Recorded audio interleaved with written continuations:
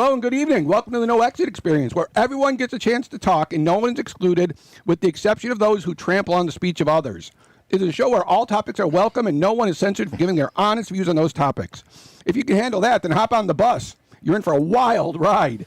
My name is Jason. I'm the bus driver. My passengers today are Vanessa, Richard, Robbie, and we have Tom Mountbatten Windsor on the cans.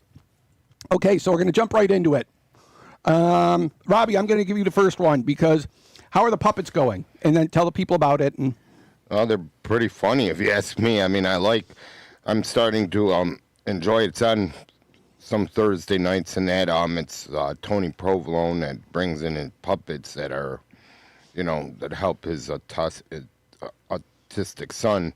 And he's got a few funny ones like Meatball. He's a brain surgeon that likes to play word games and that. And that's a spicy meatball. Yeah, and you got to make up like what you think it means, and then he tells you really what it means because he wants to make the unsmart smart. Because Robbie is the straight man. He's the human with the puppet. So he's like, is he Kukla, Fran, or Ollie? When I watch it, you're pretty funny too, Rob. Yeah, I got that humor. Like, it fits me perfectly. Tony noticed something that there's an uncanny resemblance between Rob and Rodney Dangerfield. Huh. Oh. I get no respect. Can you see the resemblance now that he mentioned it? Yeah. My wife is, I'm a water sign. My wife is a dirt sign. Together we make mud. Okay. But, so are you going to keep doing that? Oh, yeah. Good. You fit in the mold. Yep. Yeah, they get along. I don't know if you know this about Tony Provolone, but he's a perfectionist. And sometimes not everyone can work with a perfectionist.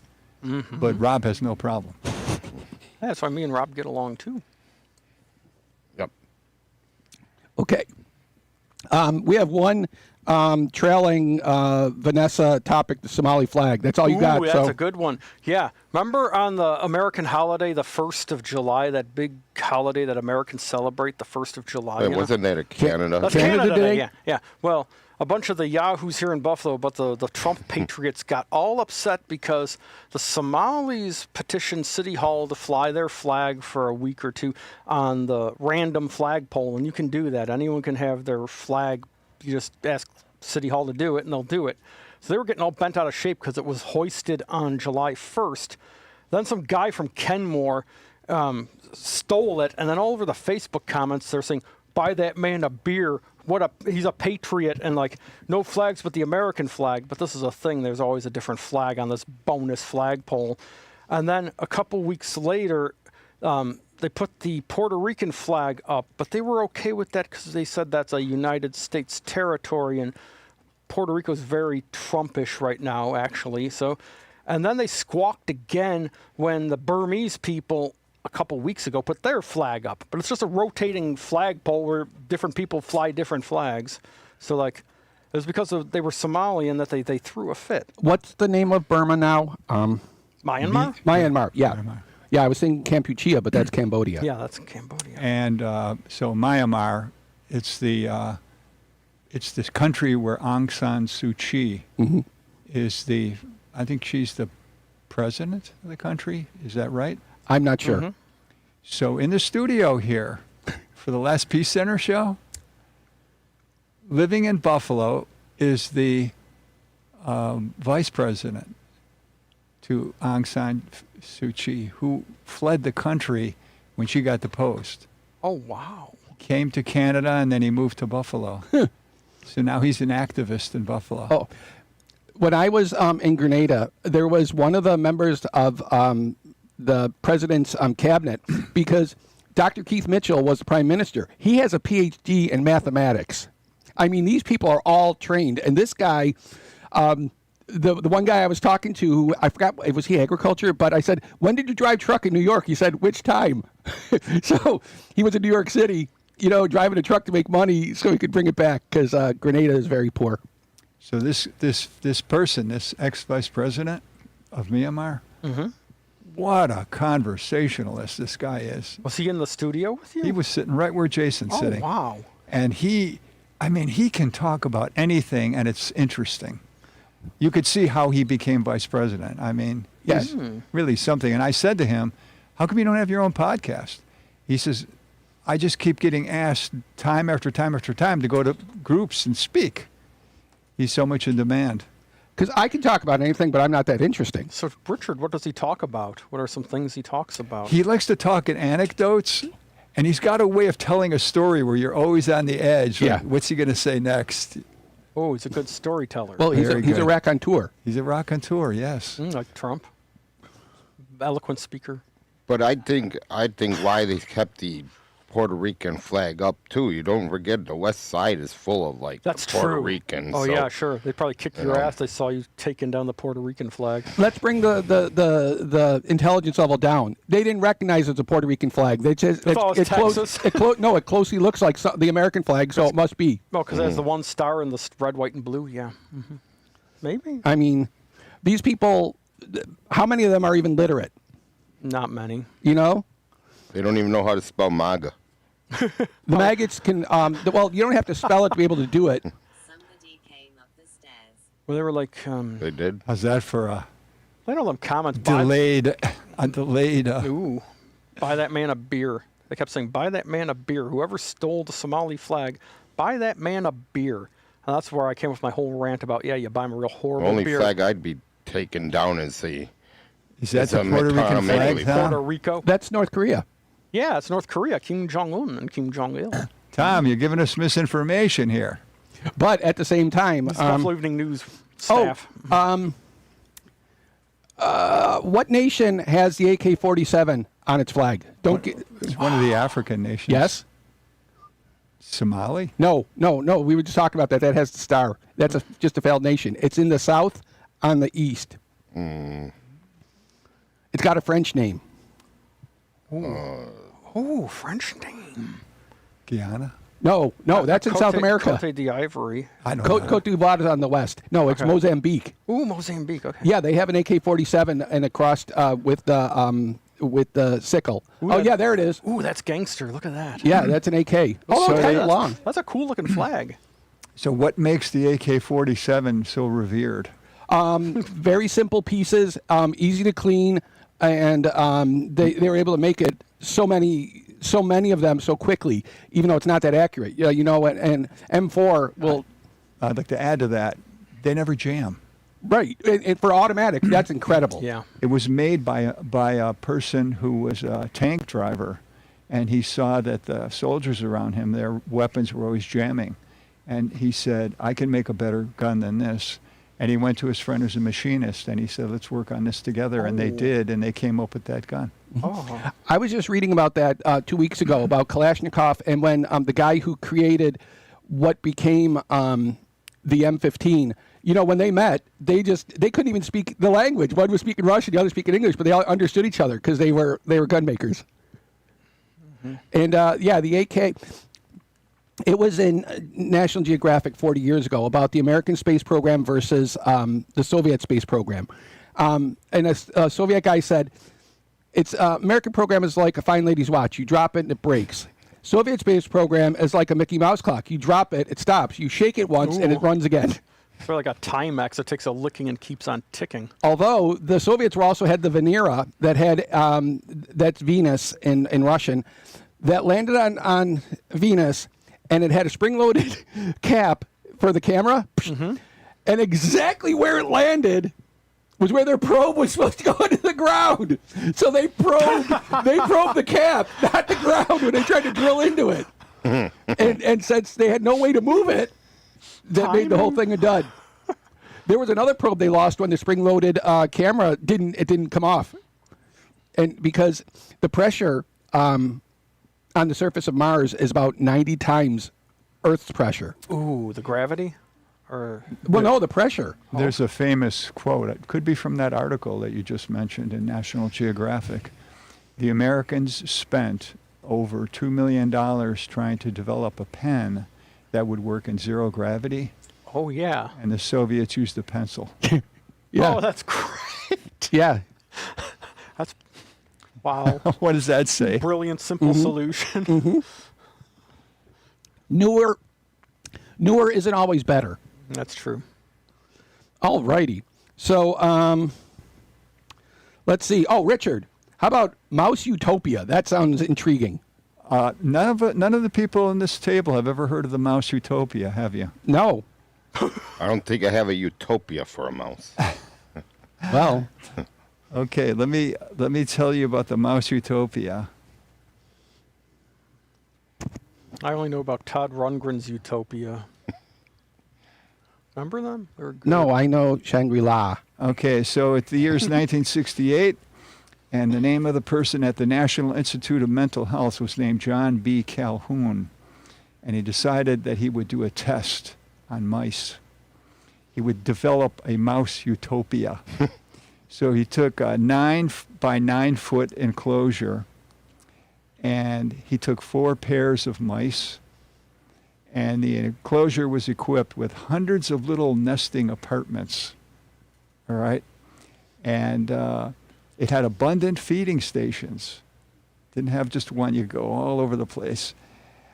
No predators to the mice. Okay, so you had essentially unlimited resources. So they put the 4 mice in there, and the population doubled after 55 days, and then it doubled again, and then it doubled again. And by the end of the year, it was 2,200 mice. Whoa. Now, they figured this would happen. So that's why they made it so big, and that's why they made so many nesting stations. Mhm. But they were astonished at what happened. All the mice stayed in one particular area. There were no mice who said, I need elbow room. I need to go to the farthest dimensions. And then the social structure of the mice started to deteriorate. Male mice, they stopped being territorial because they just didn't care. Females either abandoned or attacked their young. A group of mice completely withdrew from all social interactions, and all they did was groom themselves, eat, and sleep. Mating ceased entirely. Birth rates fell to 0, and the entire population died of old age, and the whole utopia was totally non-existent by 1973. Wow. So they published the results. And ever since that publication went out, there were all these theories about what happened. And furthermore, what can humans learn from this? So there's been a lot of theories. I'm wondering if anybody here has a theory. What happened to the mice? Was there a cat nearby? No predators. Old age, dude. That no predators, dude. Yeah, no predators. The first thing I thought of was Shakers. All they did was, well, groomed, ate, and slept. Well, the equivalent is praying, but not having sex. And that's a formula for dying out. Is that happening right now to the world? No, it ain't no utopia, so... Because the population in India is going through the roof again. Probably depends on where you're talking, yeah. Yeah, northern India people in northern India run on the Hindu ticket. I mean, that's their philosophy. It's like if you said, "Yep, I'm running on the Catholic ticket. What are your thoughts on this? I'm Catholic. What are your thoughts on that? I'm Catholic." And people will go to med school for 1 year in the south of India, and then they go back to the north, and they call themselves doctor, and they have like a modicum of knowledge. Because I get this from people with whom I went to med school. Yeah, like these certain animals, you get a ton of these certain, like obviously geese, like we talked about. I mean, when they have their geeslings, whatever you call Goslings. it, they're all over the place. Yeah, they are. And then deer, same thing. They're all over the place. But now- Humans, the same thing. I fact-checked They're all over the Jason's place. claim. And what the...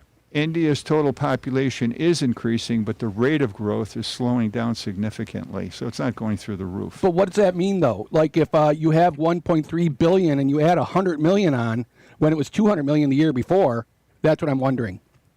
Significance is a statistical term. Math There's a is hard. declining fertility rate in India. It's below 2.1. Any That Reasons that's what you given? need to sustain the population. any hypothesis on the reasons? That's good. I don't know of any. If you have any, I would like to, because that's a big topic on social media. Why are people having less kids? I think it has to do with economics. Yeah, Yeah, me too. money. personally. Well, and it's also it's a first world problem, though. You know what I mean? That's the reasons why they're lower there aren't the same reasons why here. Right. Like the Japanese in the first world, they're not having any kids, and that's the salary man. You know, the guy who Yeah. works until he's dead or he kills himself. Or Well, I like- look at it this way, but plus the relationships I was in, I don't even trust being in a relationship right now. Yeah. Because it's like, oh, it'll be the same thing over and over again. Plus, in Korea, there's that big 4F movement. It's a feminist movement where, like, they say don't have relations with men, don't have sex with men, don't procreate. It's a big thing. That was the whole thesis of Macbeth. Vagina dentatus, you know, or to be very crude, pussy whipping. So I was telling Patriarchy. Vanessa about Tinder and how big it became.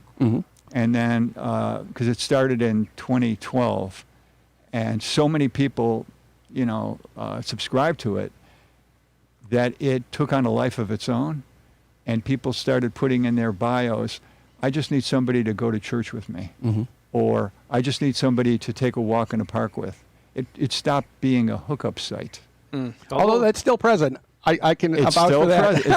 It stopped being just a hookup Yeah. site. Oh, that's sort of a hookup, but for a different reason than sex. There are Think about people who it. say, I'm just looking to have sex with somebody on weekends. Well, do you that. know what? But it became this gigantic universal thing that now a lot of people are meeting on Tinder and getting married because that is what they put in their profile.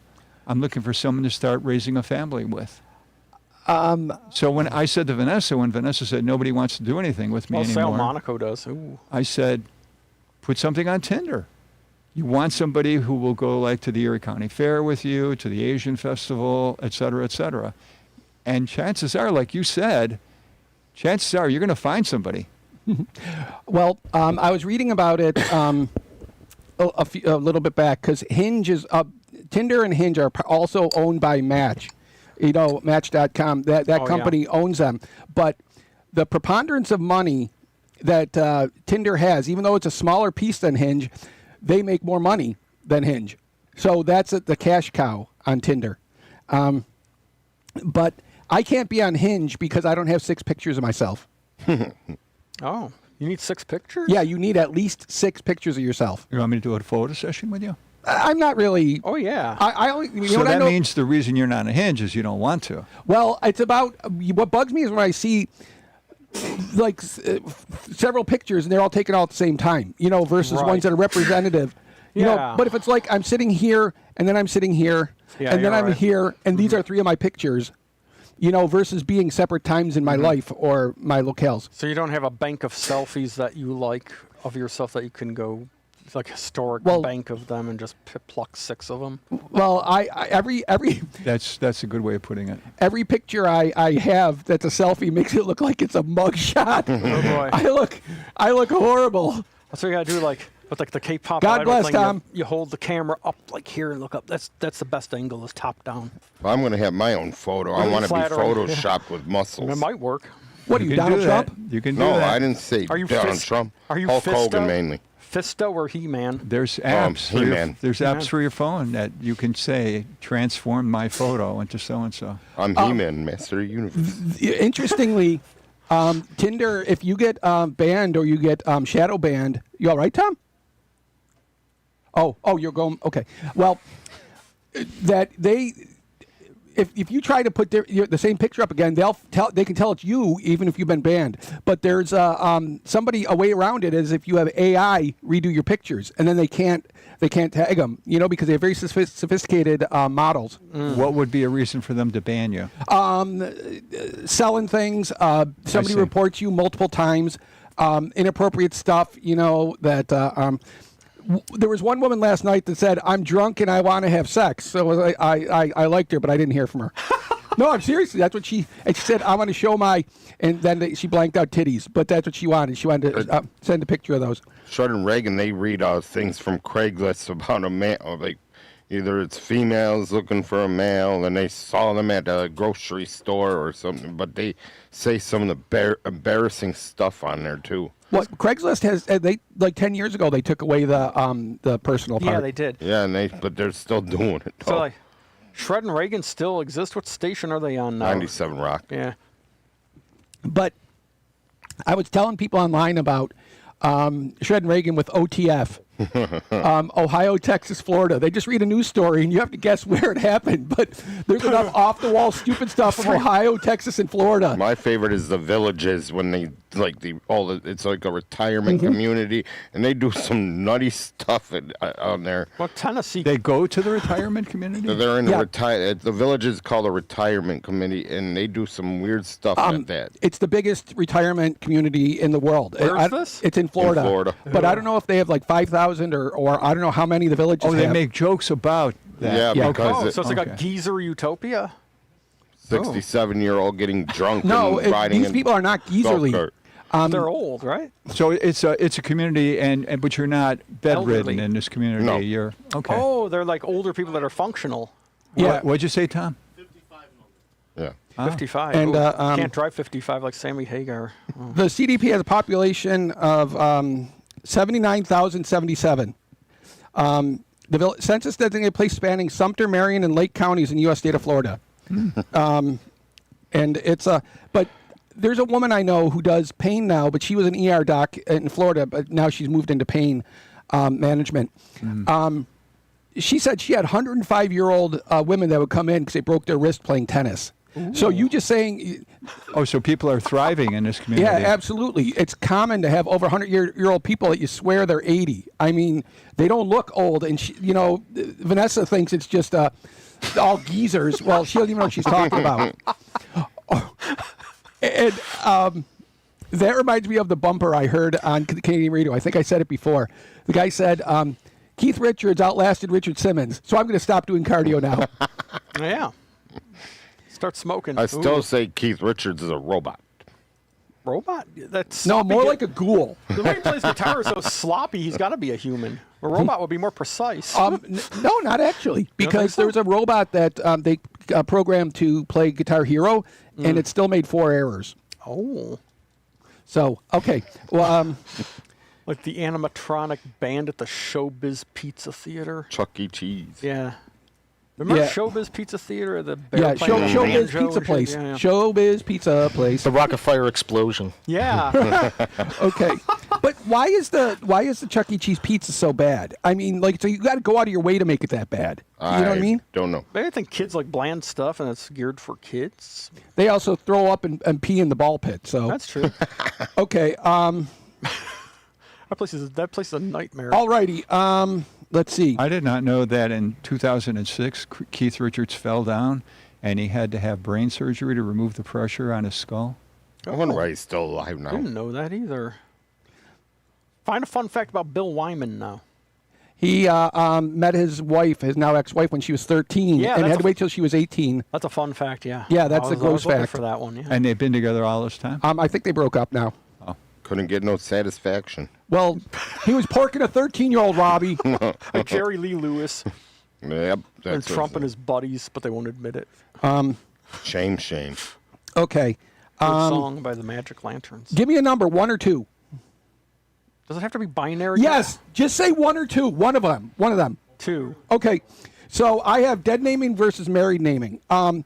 People that dead name, there's only one reason to do that, and it's cruelty. Uh-huh. It's cruelty because say you know Jenny Smith and she marries Bill Jones, so she becomes Jenny Jones, and so you knew her as Jenny Smith. Now she's Jenny Jones. Do you call her Jenny Smith because that's how you knew her, or do you call her Jenny Jones now because that's her married name? What's the difference between the dead naming? You know, if you were Richard and now you're Joanne, I mean, you got to be happy in your own skin. And people that avoid that, they're despicable because they're doing it on purpose to be cruel.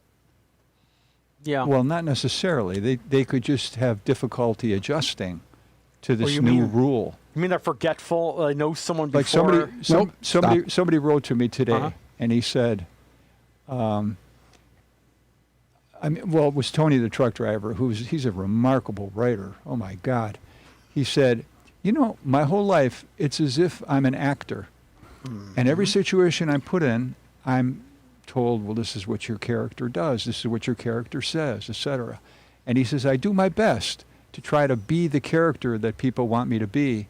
But he says, invariably, they say, you're not doing it good enough.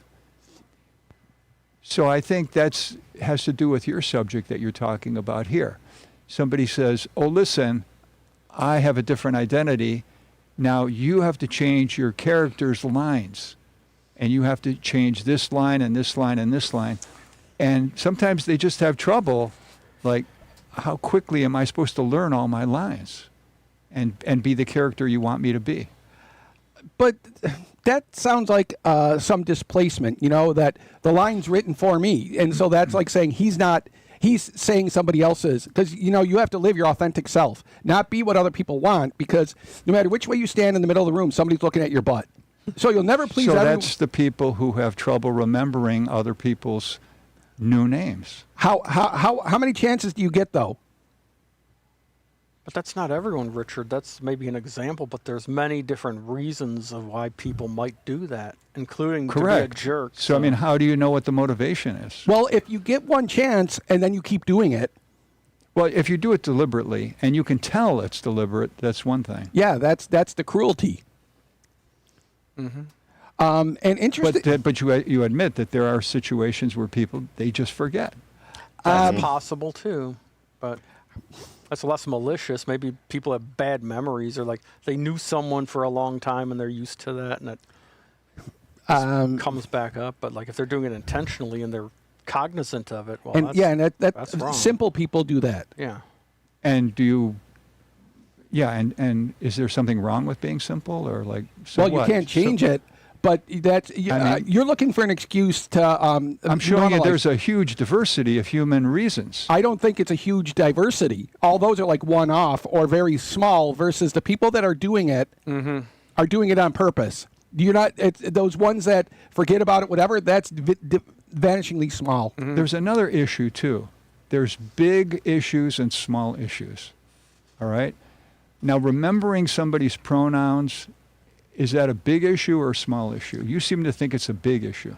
Not pronouns, just their name. And then it's a. Do you agree, Vanessa? Yeah, if somebody has a name and that's their name and that's the name they chose, that's their name, not something that someone randomly wrote on a piece of paper ages ago before the person even had a chance to reveal what their personality is. I have a real issue with the way Western society, especially in America, names babies. I like how like the Native Americans would wait for a while until like you revealed what name would fit you and would be applicable, but to be held to some name that somebody randomly puts on a piece of paper before they even know who the hell you are, and the whole thing with like the juniors and the thirds and the sevenths and all that, like these narcissistic fathers that got to keep carrying on the same name. Maybe that kid that name doesn't fit them. That makes a lot of sense. I could actually vouch for something like that because when I was first born, I was under a different name before I became adopted. So Rob is not my original name that I was born with, but I was adopted, and my parents that adopted me gave me the choice of what name I wanted in that. Wow, That's really? nice. Yeah. That's sort of How old, nice. how old were you when you got adopted? 5. Okay, That's nice. so So they said, what name would you like? Yeah, they put it on a list, and it's like, and I picked Robbie. Cool. what if, so if you wanted to call yourself Rocket Squirrel, you could have. Yeah, you could have named it, Infinity. You could have I called wanted to yourself. name myself Fred Rogers, but that was already taken. That's Well, Wavy Gravy. It's a beautiful day in the neighborhood. oh boy. There's like over 1,000, or I don't even know how many thousands of guys named variations of Jim Smith or James Smith. Or Jim Jones. Well, Jim Brown, Jim Ed Brown, and James Brown. 3 Yeah. guys with the same name, Yeah, and yeah. they had to do different variations. Yeah, one's like works for Oh, yeah. CBS, and one's a running back or something like that too. Yeah. Oh, that was the same guy. No, there's one that played for the Browns, and then there's one that works for CBS. Oh, no, that's another James Brown besides James Brown, the singer, because that guy played basketball, I think, at Princeton. But anything So else? anyway, if you're talking about proper names, not pronouns, yeah, I agree with you. That's obviously something, if somebody keeps saying it, like Paul Dragem does to Vanessa, that's a sign of aggression. You Wouldn't know, you it's all, say? it's all trendy Trump stuff. That's Yeah. a hot thing to do these days. Or if you call a woman by whatever family name is, and she gets divorced, and just keep doing that, you're needling somebody. Because if you change your name when you get married as a woman and then you get divorced, and somebody keeps saying that other name when you're a victim of domestic violence, and Oh, they right. keep saying it, It's a trigger. yeah, a trigger. Yeah. So, Names can be a trigger depending on what they make you think of and what I you associate with them. I got a funny story about that. There was a guy that was a year ahead of me at VMI who was Joseph Fenelon Rio, Rieux, the sixth. He's an identical twin. You know what his brother's name is? The seventh? No, Luke. Oh, his brother. He got gets his own Joseph name. F. Rio the sixth, and his brother, the identical twin, gets Luke. Oh boy, I wonder which one likes their name better, because Luke is probably like the only Luke, but the other guy, there's 5 other people with the same name in the world. So And which 3 one of them would are you rather? dead, or Yeah. 4 of them are dead. Yeah, There or were they're- all sorts of names like that. Like in my senior class, or in my class, you had the president, the vice president, and the historian. The president was the 5th, and the vice president and the historian were both the 3rd. Mm-hmm. And right now, Matt Ott the 3rd is a rear admiral in the U.S. Navy Supply Corps.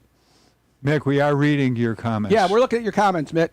They've already been put up on the screen. Yeah. Thank you for participating. That's a good song, I'm Henry VIII, I Am.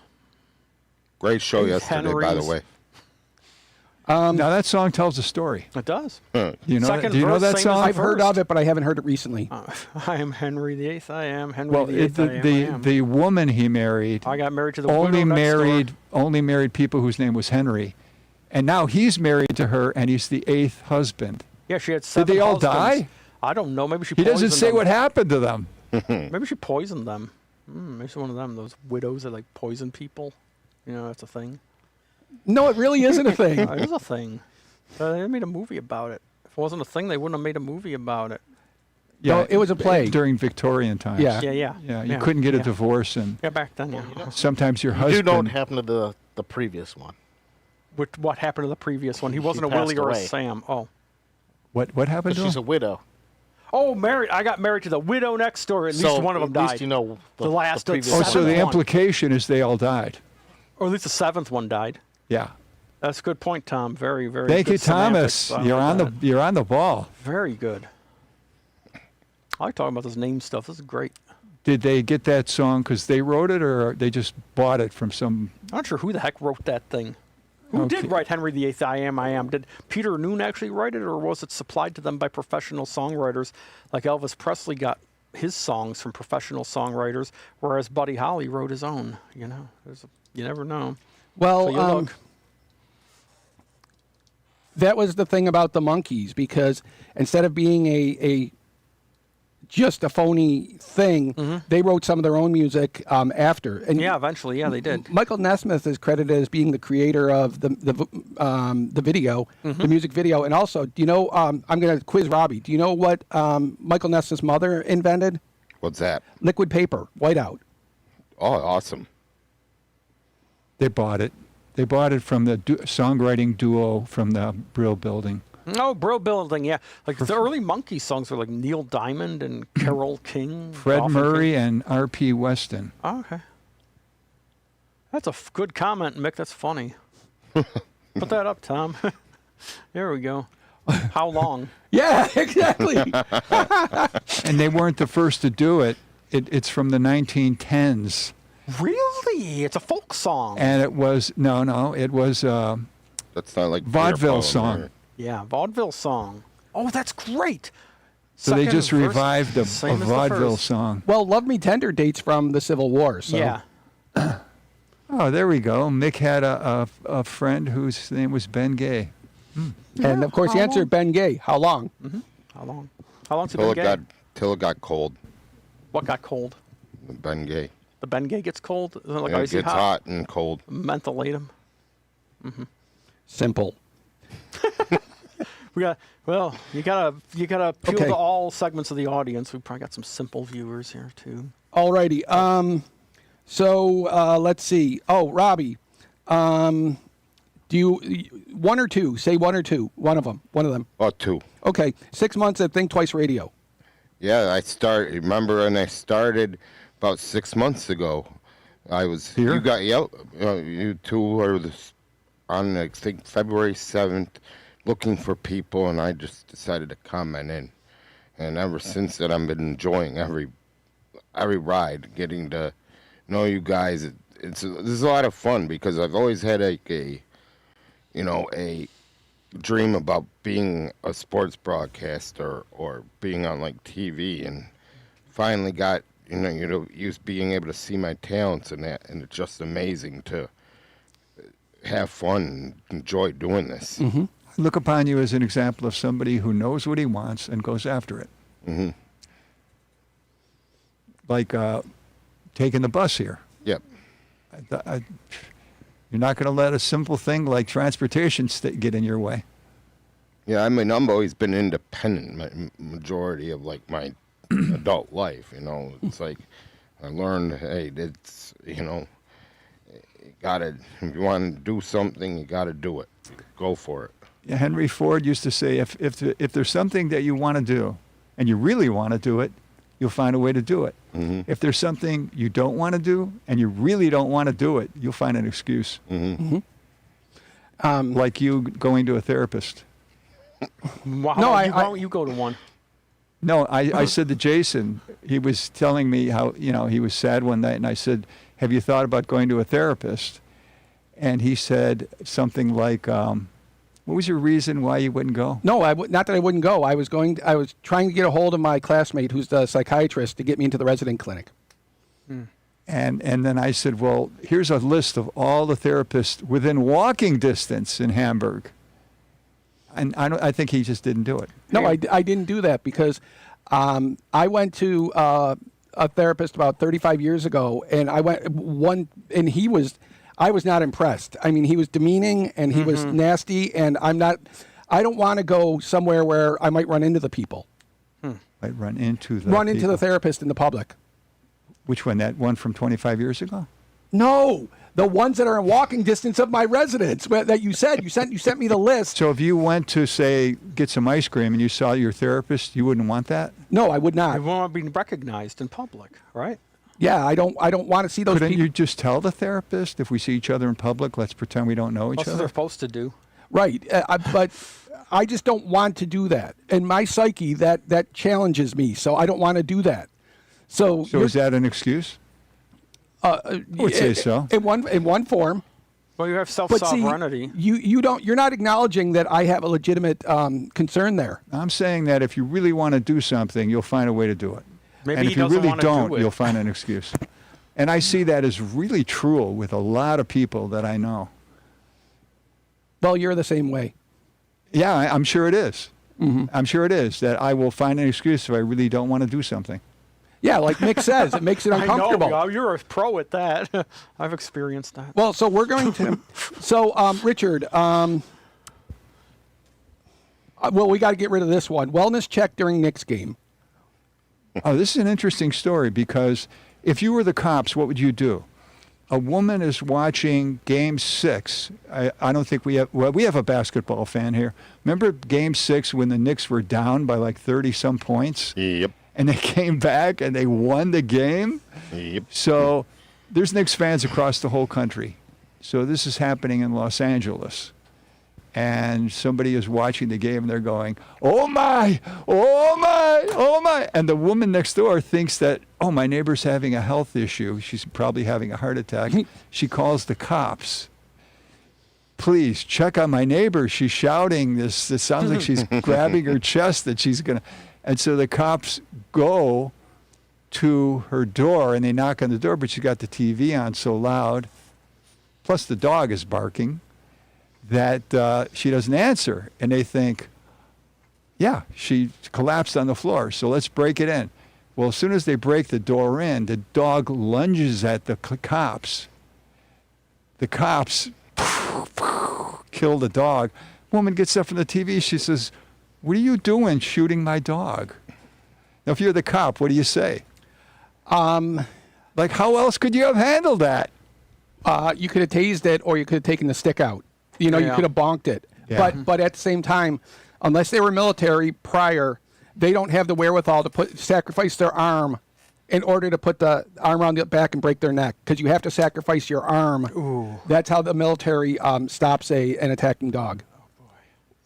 Well, if you break their neck, you kill the dog. But that's how you do it. You gotta sacrifice your arm so they bite, and then you So, put, but either way, you're killing the dog. Well, I mean, But how you're could, getting hurt. how could they have handled it without killing the dog? But actually, I don't know if you can tase the dog. But also, that closure angle, when the dog lunges right at you, you got to do something. So Really quick throw treat.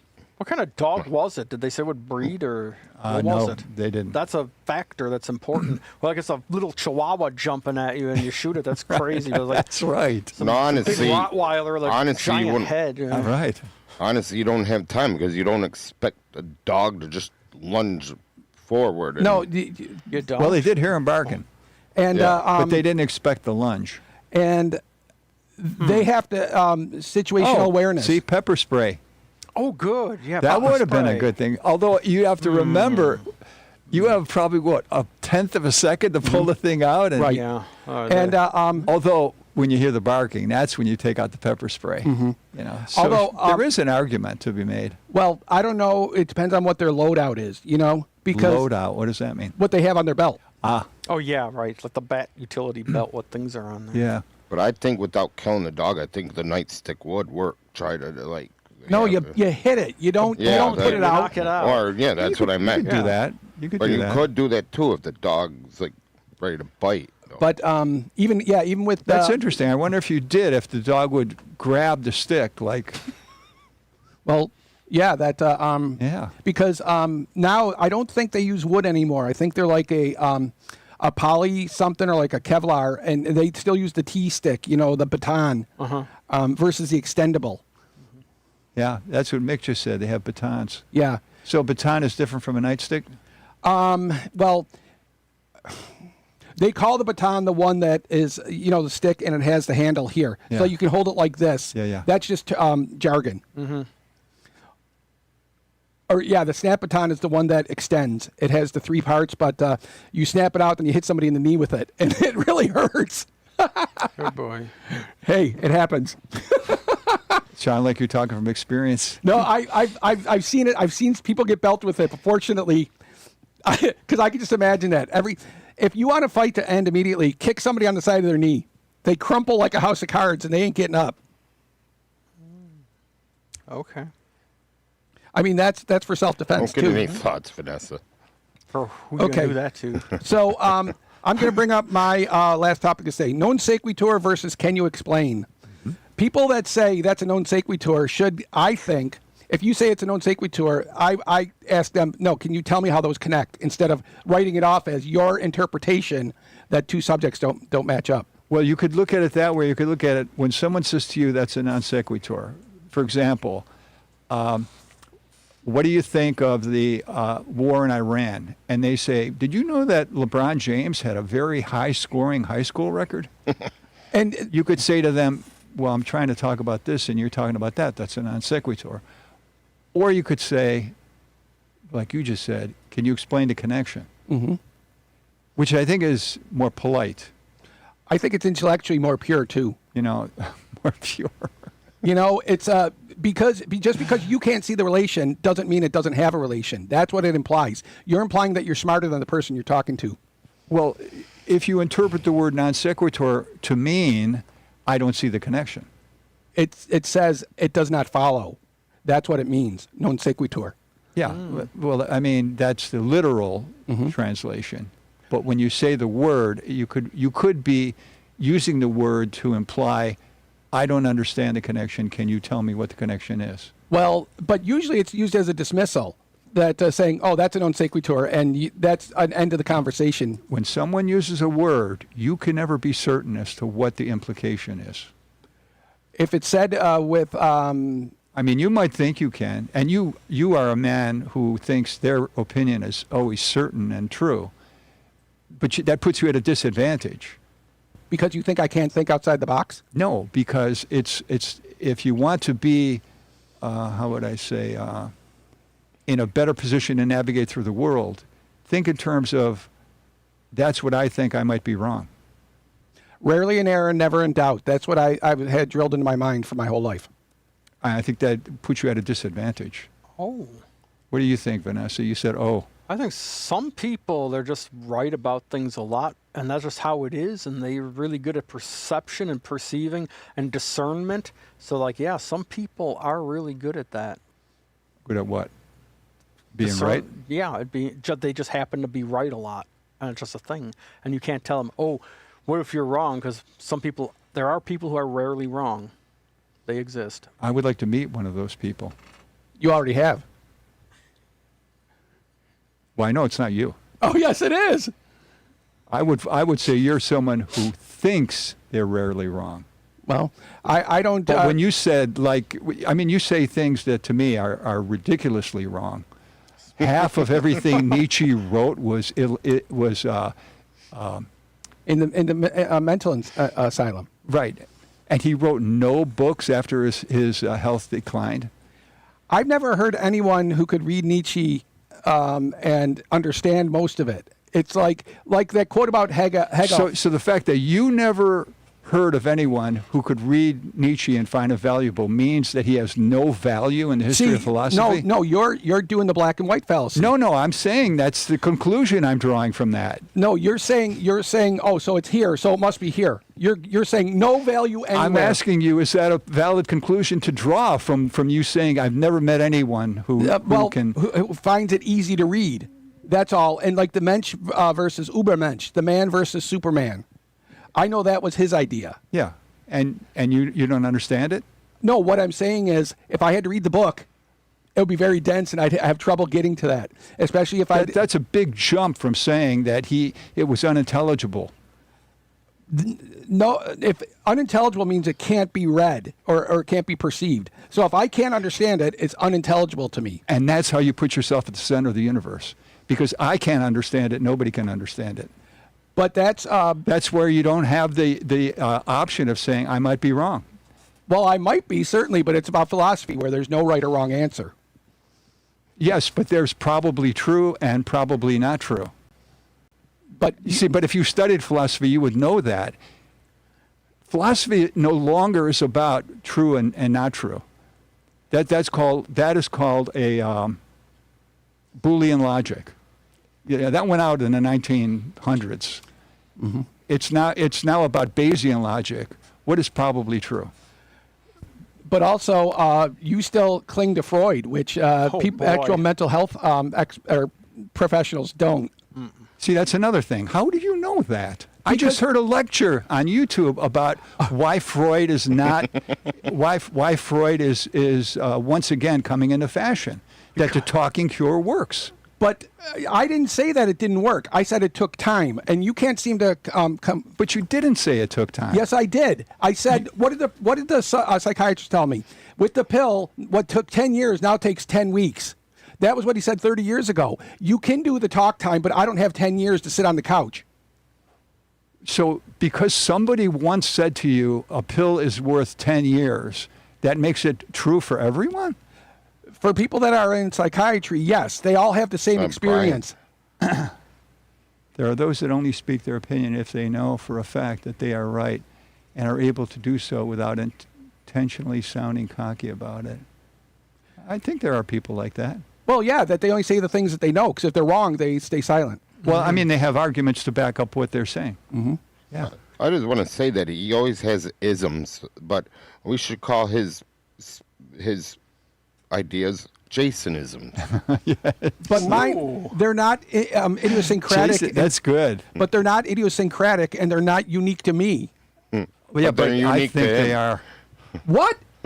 No, I think all of your ideas are unique to you. Well, what I do is I draw them from my experience, but also I know about residency training. And see, you want me to enumerate every single psychiatrist in the U.S. That's not reasonable. Just like, do you know every firefighter in the U.S.? No, I'm saying that if I said the world of psychiatry no longer thinks that Freud's theories are true, I would expect someone to say, can you give me the evidence of that? And if I didn't have it, that's just me talking out of my ass. Well, And but, you do that all the time. yeah, but you know what? You're not a mental health professional. You're watching YouTube videos. You're not. You're not. Do you think if I had said, well, I'm a mental health professional, therefore I can say that? If you knew what the whole story was, you only know Yeah, but what if you know somebody's what, saying if you for know the- what the whole story is, you can tell me what it is, right? But what I told you is what psychiatrists told me, and you don't. You think that they're all individuals and they didn't get any training. Tell me the psychiatrist who told you that. Randy. Oh, he's in Durham. No, he's in Asheville. Okay, so you can't name them. No, I can't think of his last name. But there is a psychiatrist who told you that. Therefore, it's true that the No, it's not all- majority of psychiatrists think that Freud is no longer applicable. I didn't know. What I'm saying is the stuff is falling out. You take him whole hog and you don't even know what you're talking about because you don't do it all the time. And you don't have people that you counsel and use it because you don't know how to do formal counseling. I'm still waiting for your evidence that half of all mental health professionals. That this psychiatrist whose name fails me right now is the one who said that's that. one. But you're saying it's all of them. If you ask any psychiatrist, I'm not saying it's all. you are. You're saying that's one. The opposite is I'd have to query everybody in the U.S. No, you have to give a reasonable amount of evidence to back up your claim. Dream analysis is like looking at the red ball or the blue belt. Yeah, well, that's an analogy. But It's always good to challenge somebody who makes a claim and say, "Give me your evidence." if you were having crushing chest pain, if I say to Trump, "Give me an evidence that you know that the reflecting pool was damaged," he can't. he doesn't because he No. doesn't have any. Right. He confabulates. Remember, in his first term, he lied literally 20 times a day. 20 times a day. And what we repetitively do. He couldn't tell the truth if it would save his life. Yeah, I know people like that in real life. And that's why. And so we live in this world of fact and opinion, and you've got to separate the two. Well, it's also we live in a world that believes anything on the internet too. That's Or that's on where it YouTube. started. Yeah. Yeah, that's where it started. Because if it's on YouTube, it has to be true. No, the reason why I mentioned that is that story that, the ones that are made up of whole cloth, that some people who aren't here now took them as gospel. I listened to one of those stories about a guy who gets pulled over, a black dude gets pulled over by a local officer, and the black dude is actually a new lieutenant on the neighboring city in internal affairs. But he doesn't let this on to this grungy, racist officer. That story was completely BS. It was completely made up. Nothing of it was true, but you'd swear it was. It was on YouTube. yeah, But I but could it sounds true. Right. It sounds true. see Jason's point with the whole psychologist, but there's like two different there could be this one psychiatrist is a religious psychologist and tell you about the Bible and it'll make you. there are ones And like then you've got this psychologist that just will make up a word and say this and that and give you pills to because they think, oh, you got anxiety or you got this and that, and That's you true. know that's it's money making basically. Big pharma. Well, there's the thing about therapists and psychiatrists, and the psychiatrists have the power to help you by prescribing drugs. yeah, yeah. And there should be one psychiatrist for 10,000 people. And you know what it actually is right now? What, like- one for 100,000 people. So they have usually less than 5 minutes to devote to your situation, Yeah. which is why they don't use the talking cure, Right. which is why they reach for the pill right away. And there's been actual studies where somebody fakes something and says, I heard voices once. Here's a prescription. Go get that. And that's the way psychiatry works today. That's how And medicine works. when you say to them, you say, that person made that up. They say, well, what do you expect me to do? You know how many patients I have to treat? Private practice psychiatry is making a killing. I mean, making a killing. And they're not overworked like that. financially? Yeah. And because if you're in a city or if you're in an emergency department psychiatry, yeah, you're getting worked like that because the nation is full of crazy people. But Yeah, like people that are just going in public and shooting Well, at the in and hold out. on, hold on. Yeah. Hold on. What you said about the people making it up, I had to face that every day in the emergency department. People were making up physical complaints. They were trying to, the main one was trying to scam drugs out of me. Others had like a Munchausen syndrome. Others had the hypochondriasis syndrome. Others didn't know how to put two and two together. Others were somatic representations of psychological problems. So you had the power to write prescriptions. Yeah. And they knew that, and they were trying to con you. Yeah, and that there's a website called Arrowid, EROWID.com, and all it is about how to scam or drug use, casual drug use of illegal drugs, and how to scam people, how to get more, what sells more, the whole thing. Now, what's Brian trying to tell us about Vanessa? Oh, she doesn't act cocky. Bullshit. It's so great. It's so great. That doesn't mean I'm cocky. It means I'm enthusiastic about something that I like. Yeah, Brian, what do you mean by the word cocky? That's the key word in your statement there. Vanessa doesn't act cocky about your opinions? Do you act cocky about your opinions? I'm confident in a lot of my opinions. So if cocky and confidence are the same thing. They're different. Who's trying to call you there, Vanessa? Don't answer it. The great Buddha. Oh, the great Buddha. I gotta send him a message. Well, rarely in error, never in doubt. You're describing yourself. Yeah. You're like, describing me. well, like Brian said, if I don't know it, I won't say anything. You know, it's like the Journal of Negative Results. That's a gentle barb that researchers have, because if you show a study that completely replicates something else or doesn't show a change, nobody's going to publish that. So we're totally different. You say rarely in error, never in doubt, and I say about myself, no matter what I say, I could be wrong. Well, but I remember that quote for you that says about Hegel. Who says Hegel's difficult to understand? And I said, maybe, and you're a Hegelian, maybe that makes you difficult to understand. Well, I don't think she's enough to stop our conversation. me? What? Yeah. Well, I'm very important. I'm delightful. Yeah. If you have to tell people you're delightful, guess what? You're not. Hey, maybe one of my personalities is saying my other personalities is delightful. Okay. got a Let's see. legion. We get one more topic. So, Richard, fighting against the power. Okay, so I was telling Vanessa and Tom, I said, boy, did I get reamed. I got a bill in the mail for I had a credit card thing, $1,000, and it said you can pay it online or you can just send us a check to the so and so. So I had my bank send them a check. Floods happened in Texas where the check went to, and hurricanes happened in Texas. So the check reached them after the due date. So what they did is I got a notice in the mail saying, "Wow, you screwed up. So now and you owe us an additional $100 penalty and interest because your payment came in late." So I called up, and person A told me, and they said, "Wow, nothing we can do about the interest. All we can do is take off the $20 late fee." I said, "Let me talk to your boss." Next person, "Oh, we can't do a thing about the interest. All we can do is take off the late fee."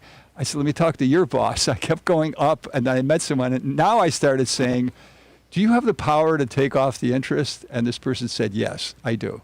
So we're talking about it, and she goes, "I don't know, $80 interest taking off, the $20 late fee and $80. I said it was because of the mail. And she said, I can't. She said, "Would you settle paying $30? I said, $30 for something that was not my fault? She said, "I can definitely do that right now." I said, "Okay, deal. So I'll send you a check for $30, and then you got to write back and tell me the account is clear." She says, "Okay." So I sent her a check. I contacted her. I said, "Did you get it?" She goes, "Yes, I did." I said, "Is the account clear?" She says, "Yes." Write to me about that. And furthermore, talk to your boss about how just this is. $30 for something that was not my fault. And when you write back to me, tell me if in fact you still agree. And guess what happened? I got it back with a check for $29. They charged you $1 in the end? $1. Oh boy. What do you think of that? We got 10 seconds left. That's So what do you petty. call a magician who lost his magic? Ian. The bus is pulling into the station. Have a great weekend, y'all. And write to us on our socials if you want to talk to us. Bye.